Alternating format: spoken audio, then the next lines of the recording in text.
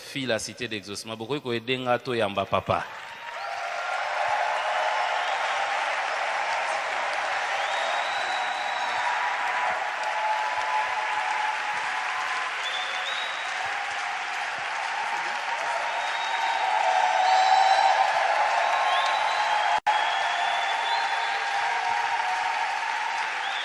Alléluia. Je vais prier avec vous. Tu nous donnes ce privilège de nous tenir devant ton peuple en ces jours. Nous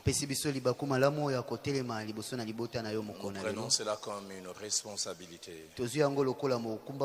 C'est pourquoi à cette heure, fais de nous un canal de bénédiction pour cette multitude.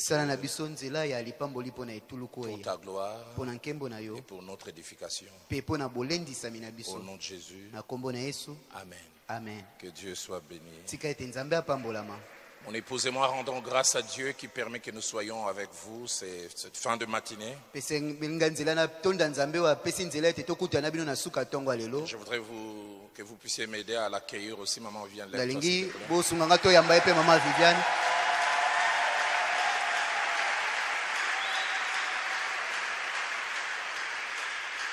Ça fait 25 ans qu'on est ensemble. Chaque fois que je la regarde, on dirait toujours c'est cette jeune fille que j'ai connue il y a autant d'années. J'ai entendu, moi-même je n'ai pas suivi. Un frère avait dit deux choses. Il dit, maman Viviane, avant, il fallait avoir une époque Nabiso. Ça c'est un jeune frère qui a dit ça. Je ne vais pas supposer les intentions qui sont derrière. Mais ce qui m'avait énervé, c'est la deuxième intention. Il semblerait qu'il aurait dit, pasteur Dalla Rokufa, bam. Je me dire que je ne meurs pas en tout cas. Et je voudrais aussi au nom de mon épouse et moi dire un grand merci au pasteur Atoms et à son épouse.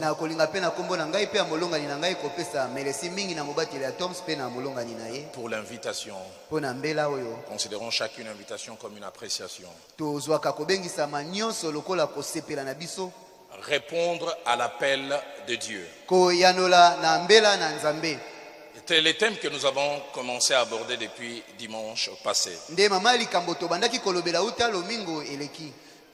Dimanche passé, nous avons dit d'abord que c'est Dieu qui était l'auteur de l'appel. Et partant de Jérémie, nous avons dit qu'il nous connaissait avant que nous puissions exister.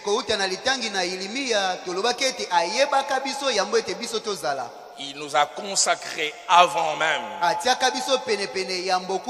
Et comme Jérémie, il nous a aussi établis. Il fait ces trois choses qui sont avant que nous n'existions. Et puis après, il nous appelle à l'existence comme quatrième acte. Et puis comme cinquième acte, il nous fait savoir ce qu'il a déjà préparé. Et puis enfin, sixièmement, il nous laisse réagir. Et nous l'avons dit la fois dernière, le problème n'est pas souvent de recevoir l'appel. Mais comment on réagit à l'appel? Et parmi les réactions possibles face à l'appel, il y en a plusieurs. Les uns disent oui directement. Les autres hésitent et demandent un temps de réflexion. Certains peut-être même refusent et ne répondent jamais. Et parmi les raisons qui poussent certains à ne jamais répondre à l'appel de Dieu, chez certains c'est parce qu'ils ne sont pas au courant, mais chez d'autres c'est à cause de l'une des raisons que nous allons voir aujourd'hui, à cause d'un conflit intérieur, un conflit attaché au regard que nous portons sur nous-mêmes, regard qui nous pousse à voir nos limites, nos lacunes,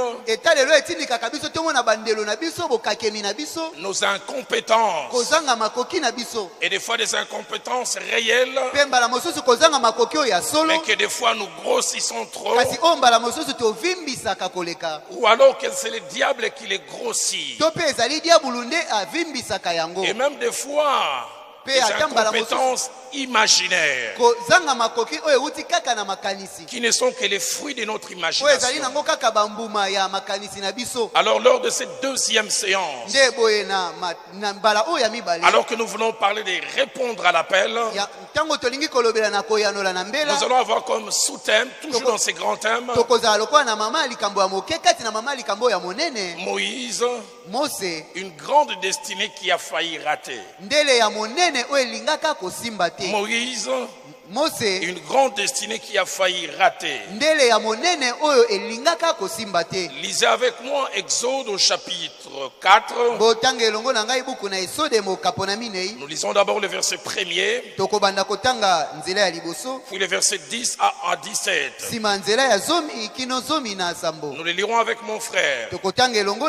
Moïse répondit et dit, voici, ils ne me croiront pas, et ils n'écouteront point ma voix, mais ils diront, l'Éternel n'était point apparu. Verset 10. Moïse dit à l'Éternel, ah Seigneur, je ne suis pas un homme qui ait la parole facile, et ce n'est ni d'hier ni d'avant-hier, ni même depuis que tu parles à ton serviteur, car j'ai la bouche et la langue embarrassées. L'Éternel lui dit, qui a fait la bouche de l'homme, qui rend muet ou sourd, voyant ou aveugle? N'est-ce pas moi l'Éternel? Va donc, je serai avec ta bouche, je t'enseignerai ce que tu auras à dire. Soulignez le verset 13. Moïse dit, ah Seigneur, envoie qui tu voudras envoyer. Ah Seieur, envoie qui tu voudras envoyer. Alors la colère de l'Éternel s'enflamma contre Moïse, et il lui dit, n'y a-t-il pas ton frère Aaron les Lévites? Je sais qu'il parlera facilement. Le voici lui-même. Le voici lui-même qui vient au-devant de toi. Et quand il te verra, il se réjouira dans son cœur. Tu lui parleras, tu mettras les paroles dans sa bouche, et moi je serai avec ta bouche et avec sa bouche. Et je vous enseignerai ce que vous faire. Il parlera pour toi au peuple. Il te servira de bouche. Et tu tiendras pour lui la place de Dieu. Prends dans ta main cette verge avec laquelle tu feras les signes. Nous lisons aussi Deutéronome chapitre 34. Notre lecture va du verset 5e jusqu'au verset 12. La Bible dit, Moïse, serviteur de l'Éternel, mourut. Et cela dans la montagne, dans le pays de Moab, selon l'ordre de l'Éternel. Et l'Éternel enterra dans la vallée, au pays de Moab, vis-à-vis de Beth-Péor. Personne n'a connu son sépulcre jusqu'à ce jour. Moïse était âgé de 120 ans lorsqu'il mourut. Sa vue n'était point affaiblie et sa vigueur n'était point passée. Les enfants d'Israël pleurèrent Moïse pendant 30 jours dans les plains de Moab. Et les jours de pleurs et de deuil sur Moïse arrivèrent à leur terme. Josué, fils de Nun, était rempli de l'esprit de sagesse, car Moïse avait posé ses mains sur lui. Les enfants d'Israël lui obéirent et se conformèrent aux ordres que l'Éternel avait donnés à Moïse. Et soulignez les versets 10, 11 et 12. Il n'a plus paru en Israël des prophètes semblables à Moïse, que l'Éternel connaissait face à face. Nul ne peut lui être comparé pour tous les signes et les miracles que Dieu l'envoya faire au pays d'Égypte, contre Pharaon, contre ses serviteurs et contre tous au pays. Et pour tous les prodiges de terreur que Moïse accomplit en main forte sous les yeux de tout Israël. Nous terminons avec 2 Corinthiens chapitre 10. Nous lisons du verset 3 au verset 5. Si nous marchons dans la chair, nous ne combattons pas selon la chair. Car les armes avec lesquelles nous combattons ne sont pas charnelles, mais elles sont puissantes par la vertu de Dieu pour renverser, soulignez bien, les forteresses.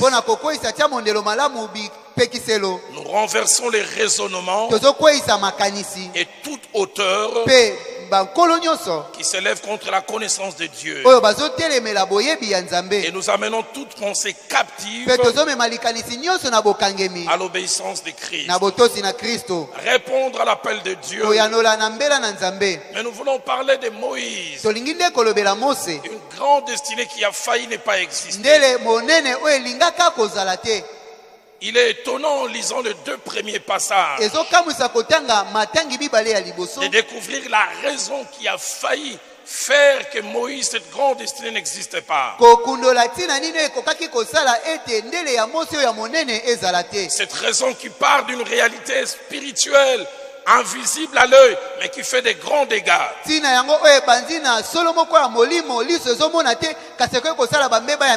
Cette réalité, c'est les complexes d'infériorité.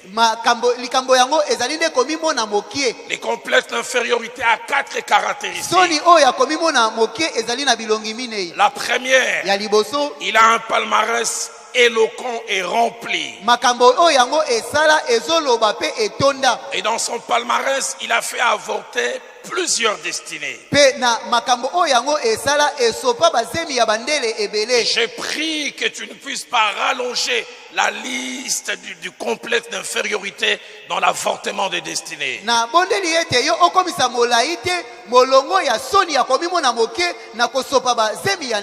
Deuxième caractéristique du complexe d'infériorité, il est difficile et même très difficile à combattre. Car ce n'est pas un adversaire extérieur à nous. Adversaire intérieur. Troisième caractéristique de il se présente à nos yeux comme un géant devant lequel nous nous sentons désarmés et sans réponse. Dans 2 Corinthiens chapitre 10 verset 4 à 5 que nous avons lu, l'apôtre Paul utilise 3 termes pour parler d'une réalité voisine au complexe d'infériorité.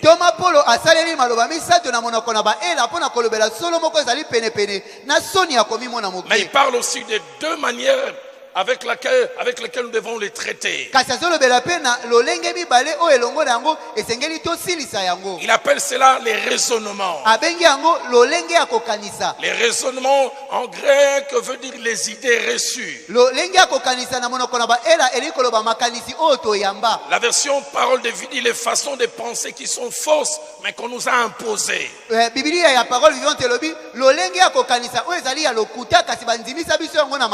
Deuxième terme qui utilise les hauteurs, des structures élevées.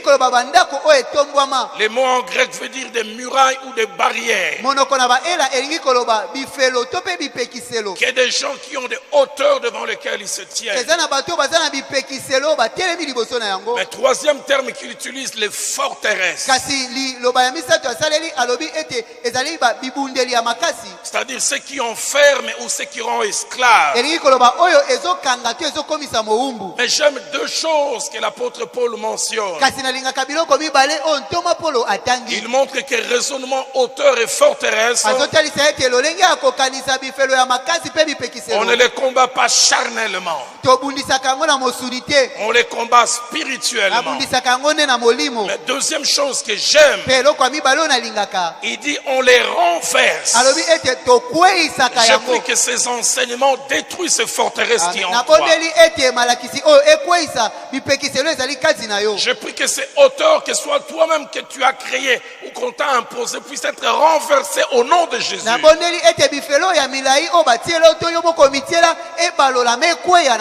J'ai pris que durant ces séances et surtout celles d'aujourd'hui, les raisonnements, fausses idées reçues, qui est comme un frottoir qui vient effacer cela dans ton subconscient.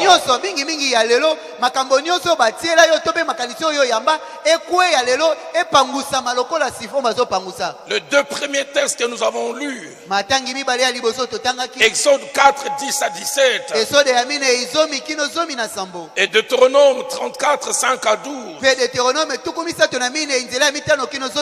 nous présentent en deux épisodes la vie de Moïse, son parcours. Exode 4, 10 à 17. Nous voyons les complexes d'infériorité en pleine action dans la vie de Moïse. Et nous les voyons en 4 temps. Premièrement, le Dieu créateur fait le choix de Moïse. Il estime que Moïse est l'homme de la situation.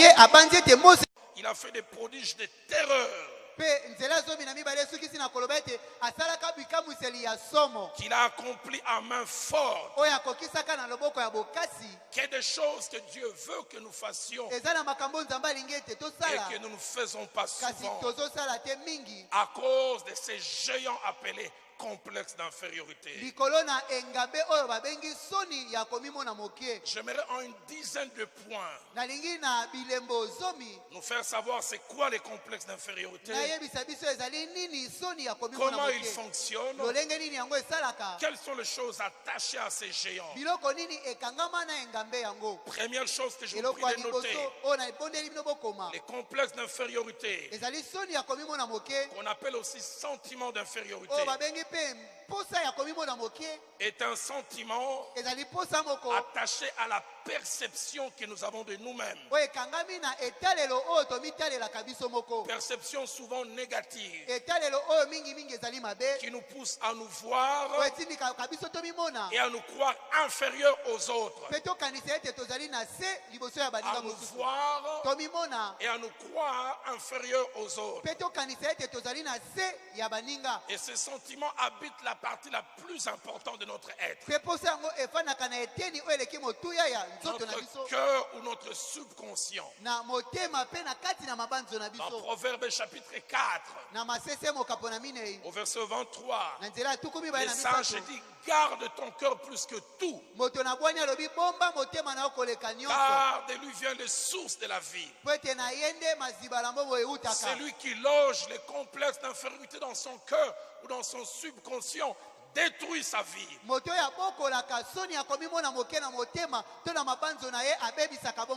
Deuxième chose par rapport à ces géants,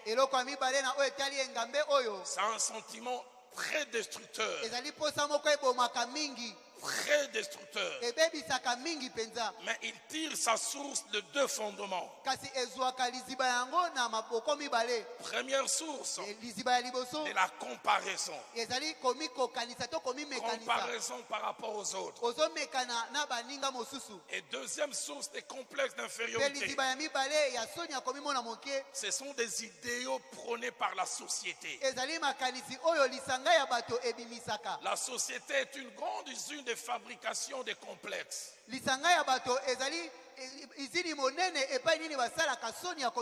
Chez nous ici en Afrique, on n'en a pas beaucoup. En Occident, les jeunes filles souffrent. Pour être belle, il faut avoir 55 à 60 kilos. Avoir une tour de poitrine, tu ne portes pas de soutien-gorge D ou E, il faut que ça soit C.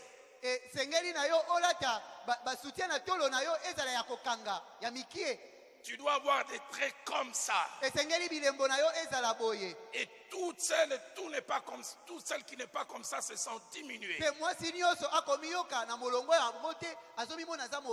Les comparaisons, les idéaux prônés par la société en termes de beauté, de poids, de taille. Troisième caractéristique, ce sentiment peut aussi avoir affaire à deux endroits d'où il vient. Premièrement, il est souvent dû à nous-mêmes. Et deuxièmement, il est dû aux autres. Mais la plupart des fois, quand il est dû aux autres, il trouve déjà un terrain presque préparé en nous. Que dis-tu de toi-même? Quelle est l'idée que tu as de toi-même? Les sages déclarent ceci: tels sont les passés d'un homme, tel est cet homme.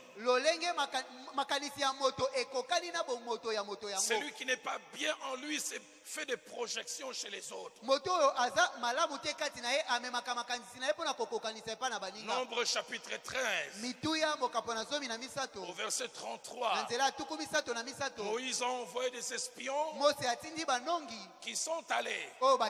Ils ont vu des géants, mais les géants ne leur ont rien dit. Mais écoutez, quand ils rentrent, nous étions à nos propres yeux comme des sauterelles.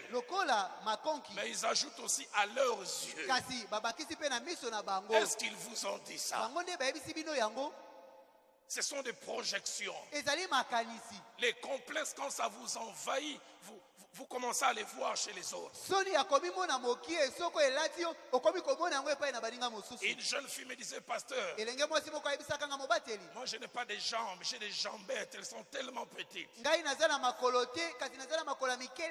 Il dit: quand j'étais petite, ma mère m'injurait tellement koloko la mbanzi ya kamundele. Regarde ses jambes comme des tiges à kebab. Des fois, quand je sors de l'avenue et que je vois il y a plusieurs jeunes gens au coin, j'ai difficile à sortir.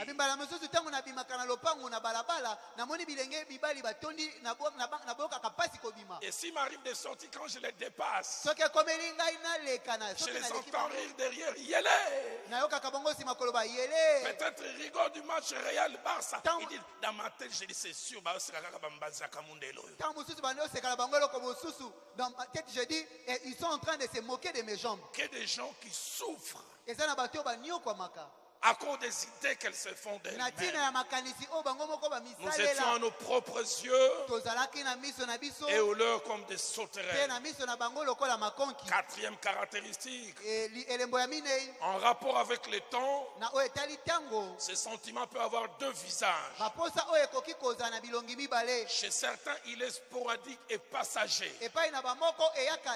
Mais chez d'autres, il est permanent.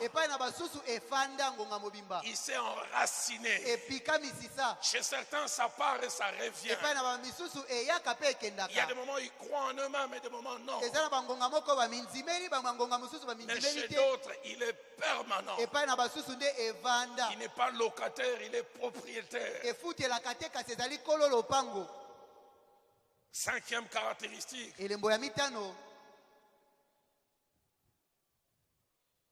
Il y a des causes attachées à ces sentiments. Et nous essaierons de voir quelques-unes. Mais au-delà des causes, les complexes d'infériorité ont des conséquences inimaginables.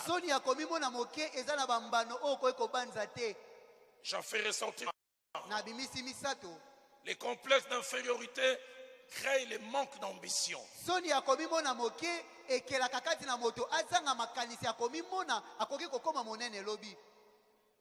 On n'ose pas faire certaines choses.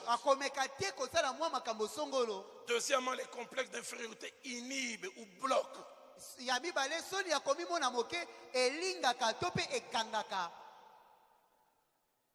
Tu es dans la chorale, on dit tu feras les leads, c'est toi qui tiendras le micro.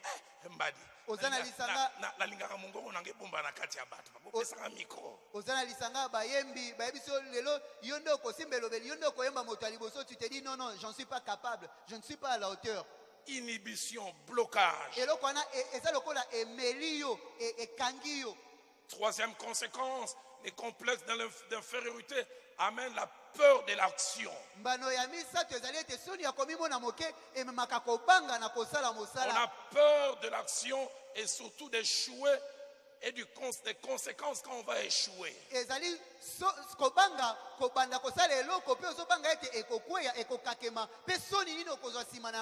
Sixième caractéristique, les complexes d'infériorité tirent sa source principalement du cadre familial. Du cadre familial. 80% des complexes viennent de la maison. Mais 90% des complexes qui viennent de la maison, les psychologues disent ça naît entre 5 et 10 ans. Parents, vous qui avez des enfants, sachez que votre regard et vos paroles sur vos enfants sont d'une grande importance. Que des mamans africaines qui détruisent les enfants, détruisent l'image des enfants. Il a mal agi, tu l'as envoyé acheter du sucre, il a acheté du sel. Tu ne dois pas l'acclamer. Tu dois les corriger, mais faites-les différemment. Il y a des mamans africaines, chrétiens, c'est comme s'ils ont des doctorats en injures.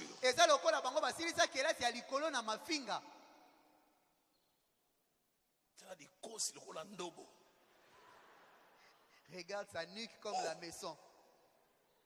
On dit batanga on a classe. C'est comme si elle les a étudiés à l'école. Et celui ou celle que tu traites comme ça, c'est ton enfant. Ton fils qui a un problème de denture ou ta fille, elle a commis une bêtise.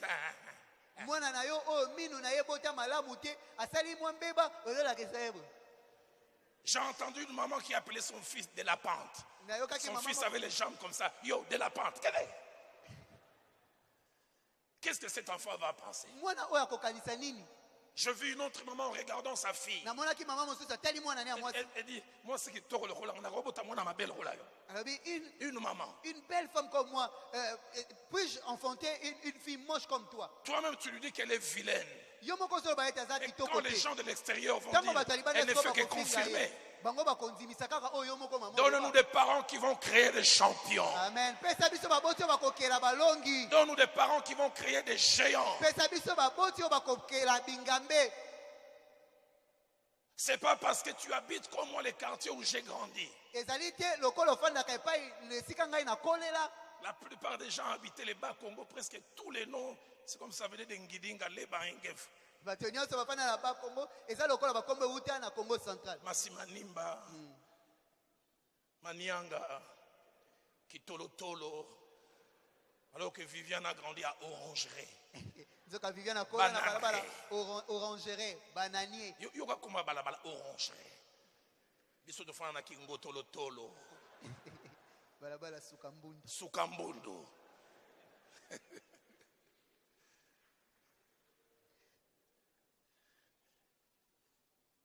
Et y a un père qui envoie son enfant à l'école. Nous, nous habitons à l'Ozone. Sur l'avenue Manianga. On est là à l'école, ne répond pas si souvent, ne lève pas assez ta main. Laisse les enfants de la Gombe répondre souvent. Verrez cet enfant, on dit 2 plus 2. Tu verras cet enfant.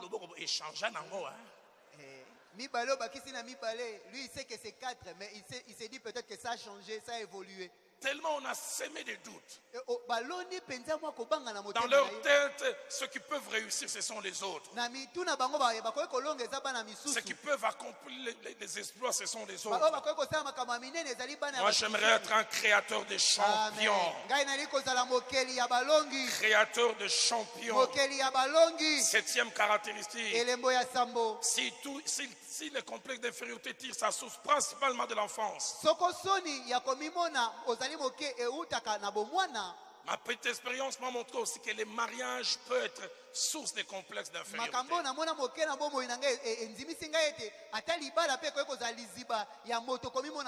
Psychologiquement, la femme n'est pas aussi forte que l'homme. L'apôtre Pierre l'appelle un être fragile et délicat.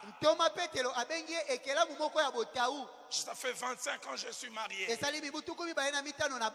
demande rarement la vie de mon épouse quand je suis habillé. De temps en temps, quand je vais lui faire plaisir. Mais elle, sur 100 fois, si elle me demande 102 fois.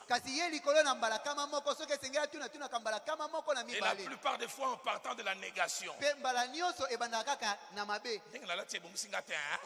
Ça ne me convient pas, hein, mon habillement d'aujourd'hui. Hein. Ça qu'on a sapato ça ma belle, hein. C'est ça qui n'est pas assorti avec cette chaussure.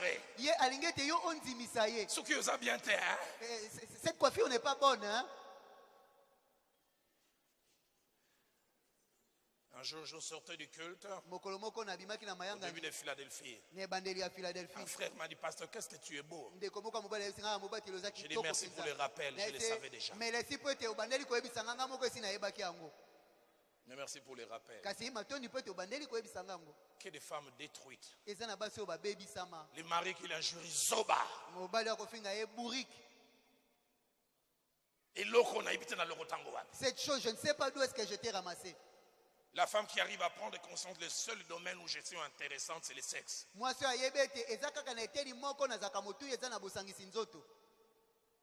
Qu'il est triste d'être une épouse et de n'avoir de l'importance que sur le plan sexuel. Il t'abaisse en privé et en public.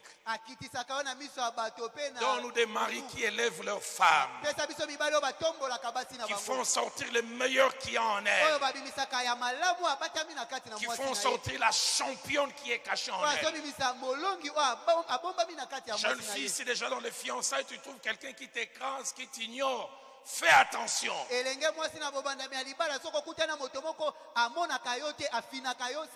l'épouse pas par la foi. Oh non, Dieu va agir, Dieu finira par agir, il va changer. Si tu ne reçois pas une parole de Dieu, arrête-toi. Tu investis pour ton malheur. Si j'étais une fille, je demanderais, Seigneur, donne-moi quelqu'un qui fait sortir les meilleurs qui ont en moi. Christian, il y a un couple que j'aime beaucoup. C'est le couple Laure et Christian Mbongo. J'ai toujours de l'admiration pour Christian. Partout on présente leur groupe, on dit Laure Mbongo est la mano de Dieu. Christian est dans la mano de Dieu.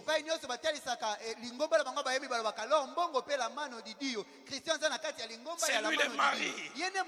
J'ai parlé avec eux sur 100 chants que Laure a chanté. 95, c'est Christian qui a composé. Mais il fait de la mano de Dieu.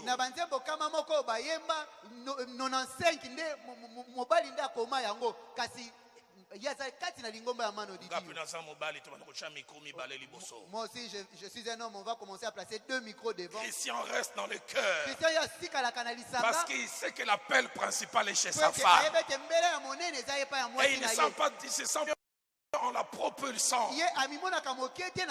Donnez-nous des couples à l'église où les maris ne sont pas les usines qui fabriquent les complexes d'infériorité de leurs femmes.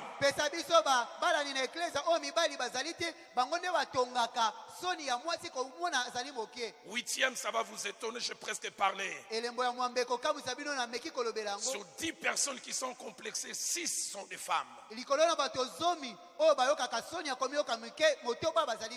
psychologues montrent, et même des psychologues chrétiens, que la femme est plus vulnérable au complexe d'infériorité.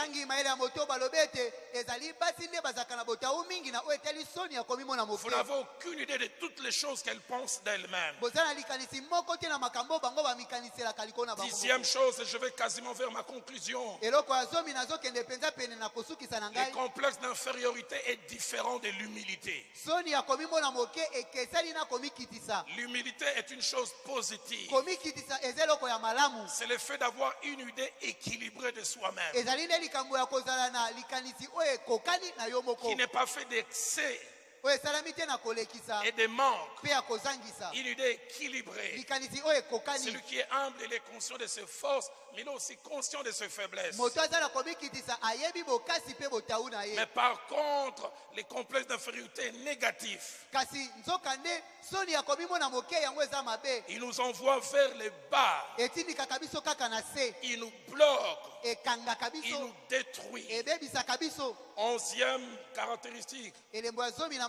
Au-delà du cadre familial, il y a d'autres cadres qui soit créent ou renforcent les complexes d'infériorité. L'école, l'université, le lieu du travail, le ministère. Et tous ces endroits créent des fois, renforcent les complexes par la comparaison.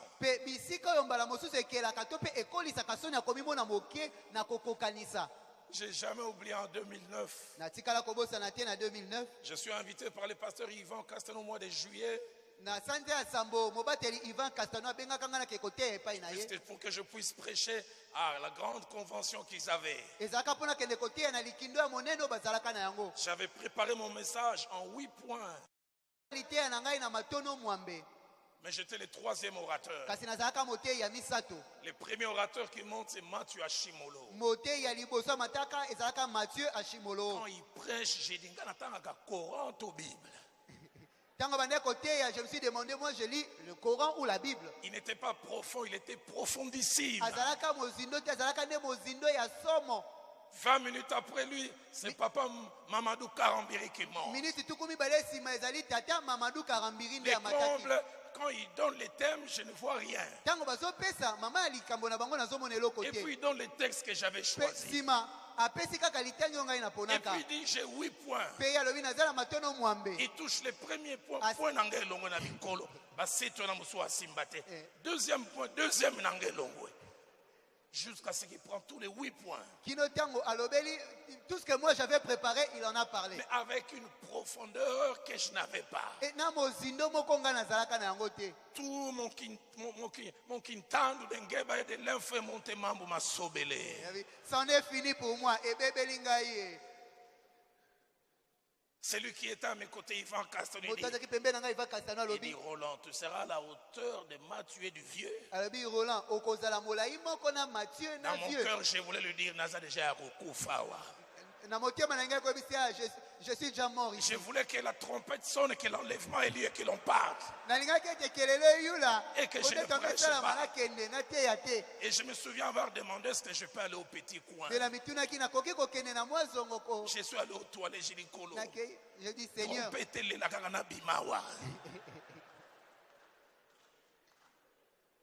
Je me sentais tout petit. Et alors que je priais, Dieu m'a soufflé un message. C'est la première fois où je suis monté du haut de la chaise avec un courage ya mwana mobali. Na mpiko moko celui d'un homme. Le thème de mon message était Mama likambo litia nanga ezalaka. j'aime Pénina. Nalingaka Pénina. Mais j'aime pas Ruben. Kasi nalingaka Ruben ite. J'ai prêché. Nateyaka. Quand j'ai fini. Dans la silisi. Mamadou Karamiri m'a salué. Mamadou Karamiri a dit petit Zaïrois, tu es fort. Hein? J'ai rien dit avec la bouche. Dans mon cœur, j'ai dit mais au Kanisa Kinini. Qu'est-ce que tu pensais? J'aimerais dire à quelqu'un, tu as Dieu. Amen. Ne te compare à personne. Quelqu'un peut faire des exploits, mais tu as ta spécificité. Amen. Une fois, j'étais invité aux États-Unis. 4 docteurs devaient prêcher avant moi. Papa, ils ont prêché. 3 étaient baptistes, 1 presbytérien.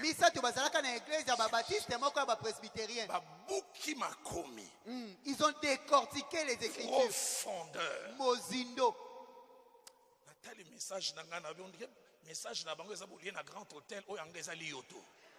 J'ai regardé leur prédication, c'est comme si j'ai dit avec les gens qui ont mangé comme ça, est-ce que l'Ioto a encore son affaire? Maintenant, qu'allons-nous faire avec de la dinette? L'Esprit de Dieu, des fois, quand il veut me souffler des choses, il me parle en quintando. Il me dit, Roland, l'esprit va agir. L'esprit va agir. J'ai dit bango bayena côté doctorat. Ils vont voir le Saint-Esprit en action. On m'a donné 40 minutes. J'ai prêché 5 minutes. Et j'ai commencé à prier. 3 des docteurs sont tombés. Je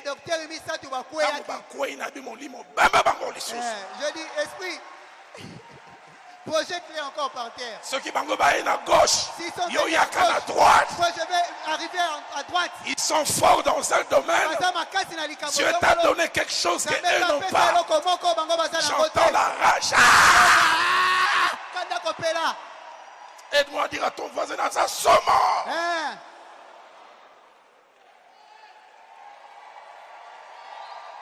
Il y a les qui ont en français, il y a les qui ont en kobonde là.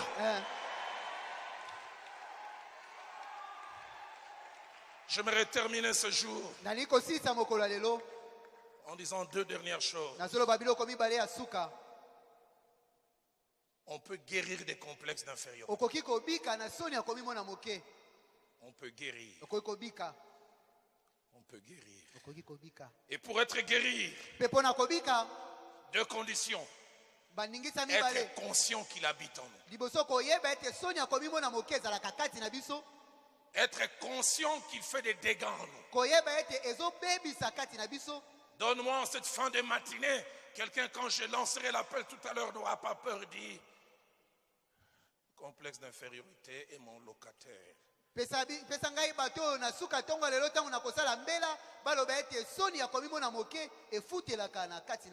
On peut en guérir. Être conscient qu'on en souffre. Être conscient de ces dégâts en nous. Mais aussi être conscient que notre subconscient est un champ de bataille.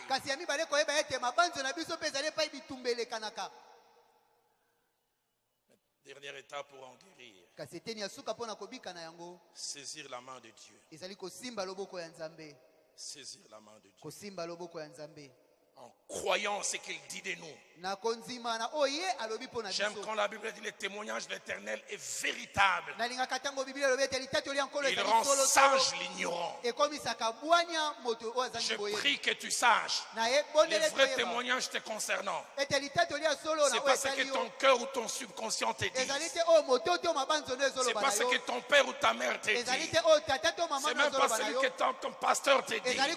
C'est le témoignage de Dieu. J'aimerais dire à quelqu'un, dès ce jour, n'écoute pas ce que ton homme intérieur te dit. N'écoute pas ce que ton père, ta mère, ton mari, tes voisins, tes voisines. Écoute ce que Dieu dit. Pour guérir Jérémie du complexe. Quand Dieu lui avait dit, vas-y. Écoutez la réaction de Jérémie, je ne suis qu'un enfant. Et Dieu lui dit, ne dis pas pas que je suis un enfant. Une autre version dit, ne dis plus que tu es un enfant. Dieu m'a dit de crier à quelqu'un, ne dis plus cette chose que tu te dis. Je bouge cette voix qui te parle. Je la ferme. Et je parlerai dimanche prochain de comment Dieu nous guérit. C'est lui qui estimait qu'il était un enfant. Dieu le guérit en 2 temps. En 3 temps même, je dirais. La première, il lui dit, je suis avec toi. Tu n'iras pas seul. La deuxième, il a touché la partie où Jérémie passait, il était incompétent là-bas. Il toucha sa bouche. Seigneur, touche quelqu'un durant ce jour. Touche quelqu'un dans la partie où il se sent incapable. Mais la dernière des choses, il lui a déclaré, il dit, je fais de toi une tour forte. J'aimerais dire à quelqu'un, crois en ce que Dieu dit que tu es. Je t'établis comme une tour forte. Une colonne de fer et un mur d'airain. J'aimerais supplier quelqu'un. Ne rate pas ta destinée comme Moïse a failli là. Moïse, c'est toi que je veux. Je ne sais pas parler. Moïse, c'est toi mon champion. Je n'ai pas la langue facile. Et Moïse dit, envoie qui tu voudras. Dieu m'a dit de dire à quelqu'un, je n'enverrai personne, c'est toi que j'ai choisi. Dieu m'a dit de dire à quelqu'un, comme pour Moïse, je n'ai pas de plan B. Tu es mon plan A, mais tu es aussi mon plan B. Et en terminant, j'aimerais nous inviter à nous lever. Quand il parle à Joël, il lui dit ceci. Ce passage m'a toujours étonné. Que les faibles disent je suis fort. Dieu ne te guérira pas des complexes sans toi. Dieu veut que tu sois participant. Crois en ce qu'il a dit. Adhère à cela.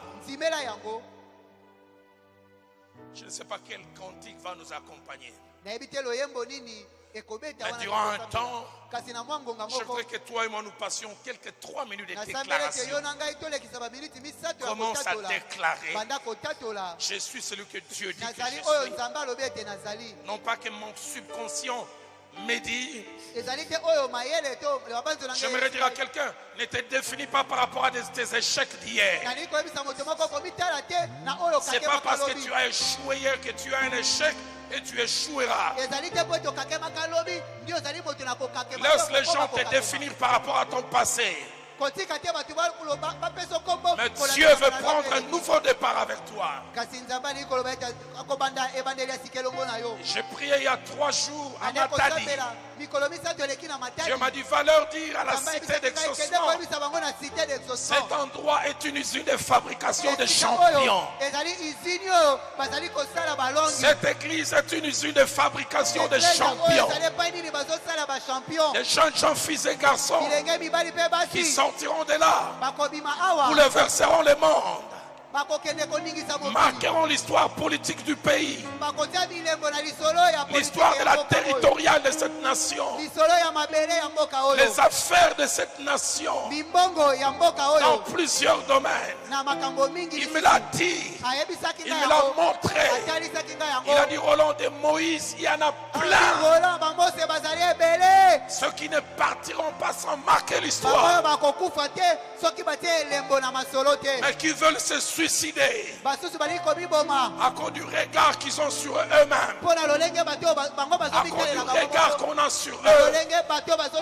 Élève tes mains, commence à déclarer. Que le pauvre dise je suis riche. Alléluia. Que l'aveugle dit je peux voir. C'est ce que Dieu a fait en moi. Jésus m'a ressuscité. Hosanna! Hosanna, Hosanna à l'agneau. À l'agneau! Immolé. Hosanna, Hosanna, Jésus mort et ressuscité. Je voudrais qu'on se tienne la main dans la main. C'est continuellement dans mon cœur. Le sambo nangai. Lo sambo nangai. Nalonga. Nasuka boete. Balonga ngaite. Nakoya nasete. Amen. Nous allons les chanter comme une prière. Mais pendant que nous serons en train de les chanter, je le sens dans mon cœur. Toi qui es conscient que comme Moïse, tu as un géant qui habite en toi, dans ton cœur, dans ton subconscient, appelé complexe d'infériorité. Complexe attaché à ton intelligence, à ton physique, à un autre aspect, je ne sais quel. Tu lâcheras les mains de ton voisin, de ta voisine. Tu viendras ici te mettre chez nous, alors que nous serons en train de prier. Car cet endroit est un hôpital où tu es en train de guérir. Nous chantons ces cantiques. Et maman Viviane viendra prier.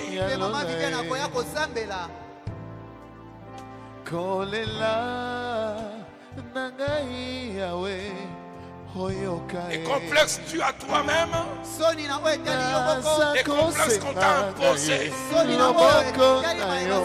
Un chef au travail qui ne fait que te diminuer. Un supérieur hiérarchique qui ne fait que t'écraser. Tu as perdu confiance en toi-même. Et Dieu veut te guérir en ce jour. Car Jésus est le réparateur de brèches.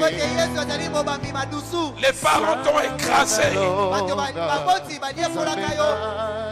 Lève nos mains. Lâche ton voisin, lève le main.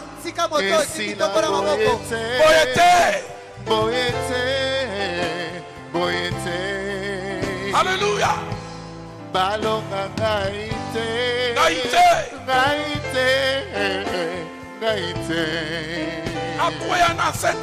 Nakwea na sete.